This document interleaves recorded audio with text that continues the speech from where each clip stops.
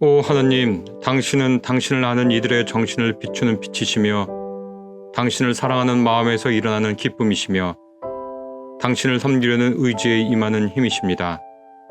당신을 알리셔서 우리가 진실로 당신을 사랑하게 하소서. 당신을 예배하는 것이야말로 가장 완전한 자유이오니 당신을 사랑함으로 온전히 그리고 자유롭게 당신을 섬길 수 있게 하소서. 우리 주 예수 그리스도 안에서 그분을 통해 기도드립니다. 아멘.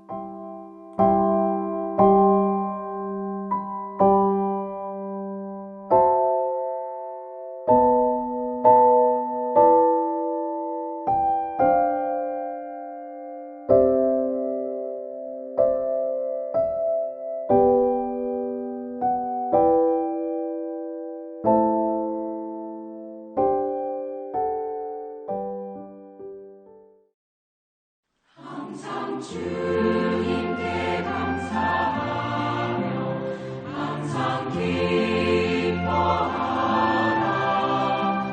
두려움 없이 기다리며 오시는 주님 찬양하라. 오시는 주님 찬양하라. 항상 주님께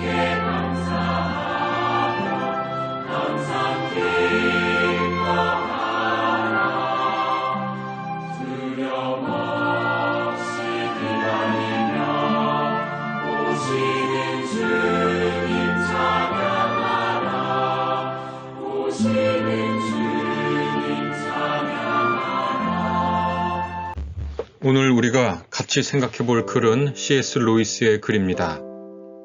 하느님에 대한 내 생각이 아닌 하느님을, 이웃에 대한 내 생각이 아니라 이웃을, 우리는 우리와 같은 공간에 살아 숨쉬는 사람들에게도 이렇게 하지 못하고 있지 않은가?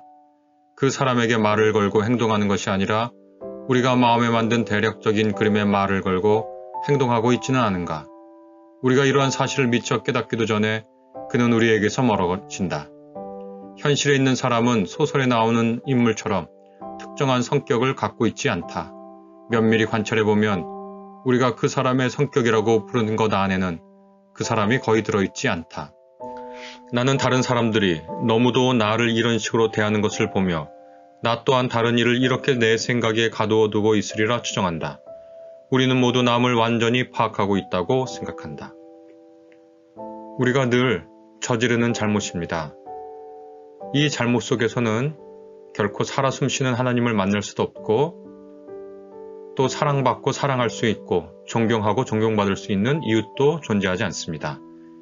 그저 내 머릿속에 만든 관념만 있을 뿐이고 그 죽은 관념과 우리가 더불어 산다고 착각할 뿐입니다. 우리가 하느님과 그리고 우리 이웃을 보던 그 시선을 다시 한번 생각해 봅시다.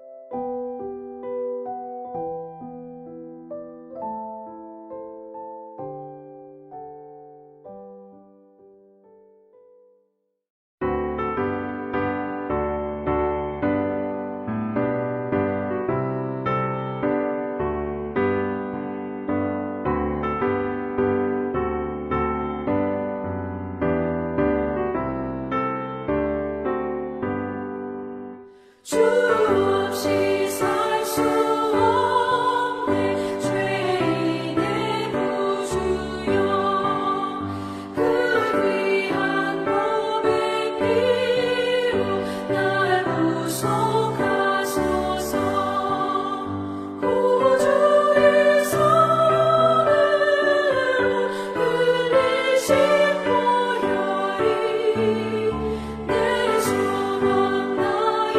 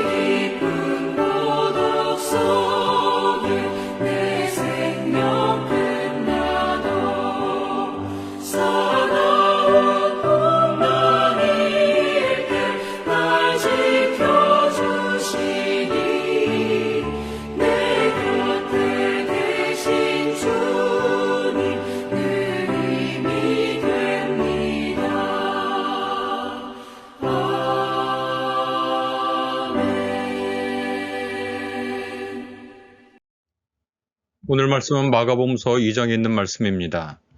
예수께서 다시 갈릴리로 가셨다. 많은 무리가 그분에게 나아갔고 그분은 그들을 가르치셨다. 그분이 지나가면서 알페오의 아들 레위가 세금 받는 곳에 앉아 있는 것을 보시고 레위에게 말했다. 나를 따르시오. 그러자 그는 자리에서 일어나 그분을 따랐다. 예수께서 레위의 집에서 음식을 드시러 앉으셨는데 많은 세리와 죄인들이 예수 및 그의 제자들과 함께 음식을 먹었다. 거기에는 많은 사람들이 있었고 그들은 예수를 따르고 있었다. 율법학자들과 바리새인들이 죄인들과 세리들과 함께 먹고 있는 모습을 보고 예수의 제자에게 말했다. 왜 저 사람은 세리들과 또 죄인들과 함께 음식을 먹는 것이오? 예수께서 그 말을 듣고는 말씀하셨다. 건강한 사람에게 의사는 필요 없습니다. 아픈 사람에게 필요하지요. 나는 의로운 사람을 부르려고 온 것이 아니라 죄인을 부르러 왔습니다. 요한의 제자들과 바리새인들은 금식을 하고 있었다. 그때 사람들이 와서 예수께 말했다. 요한의 제자들과 바리새파 제자들은 금식을 하는데 왜 이 제자들은 금식을 하지 않습니까? 예수께서 그들에게 말씀하셨다. 신랑과 함께 있을 때 신랑의 손님들이 금식할 수 없지 않습니까? 신랑과 함께 있을 때 그들은 금식을 할 수가 없지요. 그러나 그들이 신랑을 빼앗길 날이 올 겁니다. 빼앗긴 날에는 금식할 것입니다. 아멘. 오늘 말씀은 예수께서 세리인 레위를 부르시고 단지 부르실 뿐만 아니라 그의 집에 가셔서 다른 많은 세리들과 또 죄인들과 함께 식사를 하시는 이야기, 그 다음에는 금식에 관련된 이야기를 통해서 그분이 여기에 오신 뜻이 무엇이고 그분의 사역의 목적이 무엇인지를 밝혀주시는데요. 우리가 오늘은 그 말씀을 통해서 예수 그리스도의 삶과 또 생각을 묵상하고 우리 삶에 오늘 적용할 수 있도록 하면 좋겠습니다. 무엇보다도 이 본문, 특별히 세리라고 하는 당시의 유대인들 대다수에게 혐오와 경멸을 받는 직업군에 있는 사람들과 예수께서 함께 식사를 하셨다라는 것은 대부분의 많은 신약학자들, 거의 절대 다수의 신약학자들이 역사적인 사실로 생각합니다. 왜냐? 아주 결정적이고 단순한 이유가 있는데요. 초기 교회도 당시 일반 사회에서 문제가 될 만한 사람하고 겸상을 했다, 같이 식사를 했다라는 기록을 별로 찾아볼 수 없기 때문입니다. 바울 서신이나 이후에 우리 오늘날까지 같이 성만찬을 하는 이런 상황을 보면 물론 바울의 교회, 다시 말해서 에클레시아에서 일어난 일이긴 하지만 경건한 삶을 살지 못했던 사람, 죄를 짓고 산 사람은 함부로 성만찬에 함께 할 수 없는 것으로 바울이 얘기하고 오늘날에도 그런 전통이 있고 성만찬을 하기 전에 혹시 무슨 걸리는 일이 있으면 성만찬에 굳이 참여하지 마시라 라고 얘기를 하시는데요. 예수께서는 그 당시에 누구도 겸상을 하려고 하지 않는 그런 이른바 세리와 혐오와 경멸의 대상이었던 죄인들과 함께 식사를 하셨다는 거죠. 왜 그러셨을까요? 여러 학자들이 얘기하는 것처럼 이렇게 예수께서 공동 식사, 그들과 함께 더불어 식사한 것은 일종의 행위 퍼포먼스라고 할 수 있습니다. 행위 예술이라고 말할 수 있습니다. 행위 예술이라는 것은 어떤 이념을, 어떤 생각을 구체적인 인간의 행동 방식으로 표현하려고 하는 것이 행위 예술 아니겠습니까? 예수님께서는 동네를 돌아다니시면서 하나님 나라 복음을 전하시고 어떤 대가도 받지 않고 사람들을 고쳐주시고 또 어떤 것을 요구하지 않고 귀신을 쫓아내시면서 그것에 대한 감사의 보답으로 그 사람들이 대접하는 식사를 같이 한 것으로 보입니다. 그리고 레위의 이 장면은 이것이 그의 부름, 그러니까 레위를 부르는 예수님의 그런 장면인데요. 이것이 상징하는 바는 뭐냐면 하나님께서 지금 모든 사람을 다 부르고 계시다라는 거예요. 그러니까 어떤 사람들은 하나님이 누군가를 부르신다. 그런데 그 부름은 언제나 인간이 구획해 놓은 조건이 있어요. 뭐 예를 들면 하나님이 같이 일하려고 남성을 부르신다. 하나님이 같이 일하려고 경건한 자들을 부르신다. 하나님이 같이 일하시려고 자유인을 부르신다. 노예가 아니라 자유인을 부르신다. 이렇게 하나님의 부름에 일정한 자격 조건이 있는 것처럼 그렇게 얘기하는 사람들이 대다수인 그런 사회에서 오늘날도 여전히 마찬가지죠. 이때 예수님의 그 모든 사람을 그 사회에서 가장 혐오받고 있는 사람도 같은 자리에서 먹고 마신다는 것은 하나님이 이제 인간의 시선에 전혀 아랑곳하지 않으시고 모든 사람을 부르고 계시다라는 말씀입니다. 세리를 부른 것도 마찬가지입니다. 세리도 부름의 대상입니다. 마치 이 사람은 죄인도 부름의 대상입니다. 마치 이 사람은 하나님의 율법에서 벗어나서 하나님의 은혜와 구원 계획 속에 없는 것처럼 사람들이 간주했지만 예수께서 말씀하시는 바는 그렇지 않다는 겁니다. 세리나 죄인이나 모두 하나님의 부름의 대상이라는 거고요. 그래서 그 부름의 대상이라는 게 어떻게 나타나냐면 심지어 율법을 잘 지키지 않는 사람, 사회에서 없는 것만도 못한 사람들도 직접적으로 하나님으로부터 내려오는 은혜인 치유와 축구의 기적을 맛보았다는 거죠. 세리와 죄인들은 사회의 소외된 사람으로도 볼 수 있지만 동시에 그들이 실제적인 사회에 악을 끼치는 사람일 수도 있거든요. 세리 같은 경우엔 동족의 피를 빨아서 자기의 욕심을 채운 사람이었고 죄인이라고 하는 사람들은 사회 공동체에 해악을 끼치는 사람일 수 있었습니다. 그러나 예수 그리스도가 그들을 모두 식탁으로 부른 것은 하나님이 이제 개의치 않고 모든 사람을 다 그분의 잔치자리로 부르신다는 그분의 넘치는 은혜를 보여주는 겁니다. 예수님의 이 이야기, 곧 하나님의 식탁, 예수님의 식탁으로 모든 사람을 부른다고 하는 이것, 그 다음에 그 식탁으로 부름을 받을 때 어떤 자격도 있지 않고 도리어 그들에게 은사가 먼저 주어진다는 것, 이것이 바로 복음의 핵심 정신이고 오늘 우리가 잊어서는 안 되는 정신이라고 말씀드릴 수 있습니다. 이것이 복음을 접한 사람들의 근본 태도라는 걸, 우선적 태도라는 걸 우리가 잊어서는 안 됩니다. 여러분 그 똥개라는 영화 혹시 보셨는지요? 거기 정우성이라는 멋진 배우가 아주 망가진 모습으로 나오는데요. 정우성 그 배우가 분한 어떻게 보면은 그냥 집에서 하루하루 살아가는 그냥 백수에 다름없는데요. 싸움을 잘한다고 소문이 나니까 저 동네에 사는 다른 잘나지도 못한 어떻게 보면 동네에서 그냥 못난이 역할을 하는 못난이 노릇이나 하는 그런 사람들이 그런 젊은 또래가 정우성의 집에 그 똥개네 집에 찾아와서 네가 그렇게 싸움을 잘한다면서 우리 한번 붙자 이렇게 제안을 합니다. 그때 정우성이 김치를 담그고 있었거든요. 그런데 그 싸움을 걸어오는 그 사람한테 그 같은 또래 자기 이제 친구 또래죠. 친구 또래에게 뭐라고 얘기하면 밥은 먹었냐? 라고 묻고 아직 안 먹었다.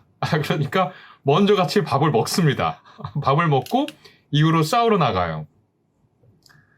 이게 간단한 장면이고 간략하게 나오는 장면이지만 저는 참 그 장면을 잊을 수 없습니다. 너 밥은 먹었냐?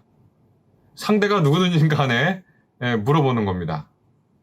그건 뭐냐면 우리가 어떤 일로 싸우게 된다 하더라도 우리가 같이 배고프고 같이 울고 같이 기뻐할 수 있는 인간의 공통된 인간 조건과 그래서 너랑 나랑 서로 존중해 줘야 한다는 근본적인 생각을 깔고 있는 겁니다. 예수께서도 그렇게 하신 거거든요. 당시의 사람들이 하나님 나라에 들어가려면 이렇게 저렇게 해야 한다고 조건을 내걸고 이런저런한 사람들이 들어갈 수 있다고 강조했습니다. 하나님은 거룩하신 분이니까 논리적으로 맞는 말이죠. 그런데 예수님께서 오셔서 하신 일은 정말 당시 사람들에게 너무나 큰 충격이었을 거예요. 일단 와라. 일단 와서 하나님의 은혜를 받아라. 하나님의 선물을 받아라. 하나님으로부터는 기쁨과 기적 같은 삶을 체험해라. 그 이후에 그 은혜를 받은 사람의 반응을 예수님께서는 기쁘게 기다리시는 것도 같습니다. 이 순서가 역전되면 그것은 복음이 아니라 도덕주의가 됩니다. 우리가 복음을 복음이라고 여기는 것은 복음이 도덕주의가 아니라 한 인간을 도덕적 존재로만 보는 게 아니라 욕망과 모순과 온갖 잡탕 덩어리, 아이러니 덩어리로 그걸 우리가 흔히 죄인이라고 하는데 죄인의 모습 그대로 보고 일단 그를 향해 너 밥은 먹었냐? 라고 물을 수 있는 그런 것이기 때문에 우리가 복음을 복음이라고 부릅니다. 그렇지 않고 너 나랑 싸우러 왔어? 가만히 있는 나를 굉장히 나쁜 놈이구나 하면서 김치 담그는 걸 그만두고 가서 싸우면 그것은 도덕주의입니다. 그것이 틀린 건 아니죠. 그러나 그것이 복음은 또 아니라고 우리가 얘기할 수 있겠습니다. 복음하고 도덕주의는 여기서 이렇게 크게 갈린다고 얘기할 수 있습니다. 금식의 문제도 마찬가지인데요. 금식한다는 거 하나님 앞에서 자기를 온전히 비우고 하나님 뜻이 그대로 실행되기를 기도하면서 자기의 최소한의 욕망마저 생존의 조건마저 포기하는 겁니다. 참 위대한 경건의 행인데요. 예수님은 이 땅에 계실 때 제자들과 함께 금식하지 않았습니다. 금식이 나쁜 거라고 말씀하시지 않았습니다. 신랑을 빼앗길 날에 금식할 거라고 말씀하십니다. 그러나 신랑이 함께 있을 때는 기쁨이 먼저라는 거죠. 요 두 태도가 복음의 핵심입니다.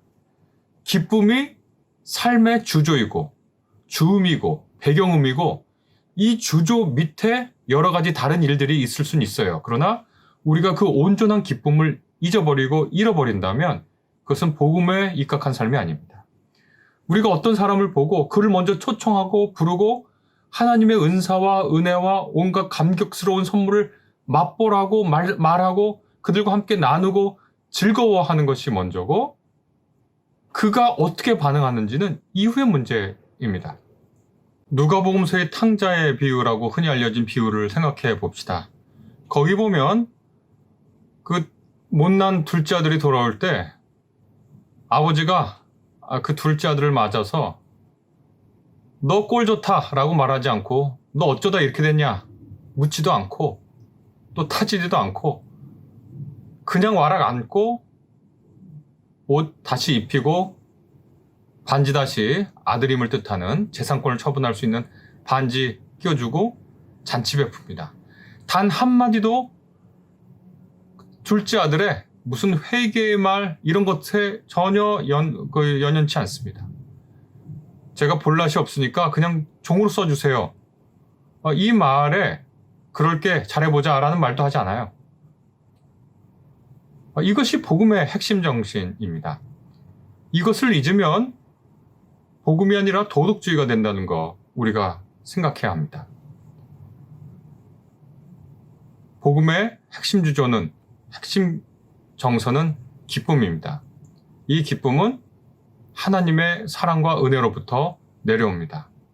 우리가 그 은혜와 사랑을 입은 사람이면 그 사랑을 입은 사람답게 살아가는 것이 기독교인이 기독교인으로 오늘날 사는 길이라 이렇게 말씀드릴 수 있겠습니다.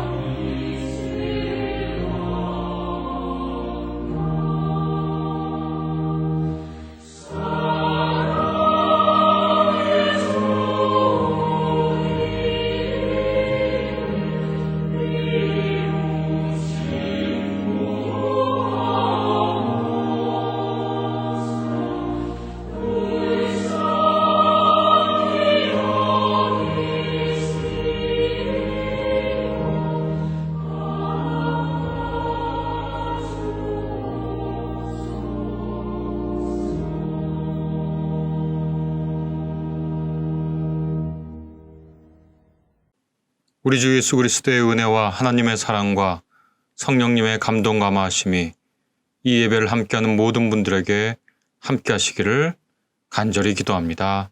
아멘.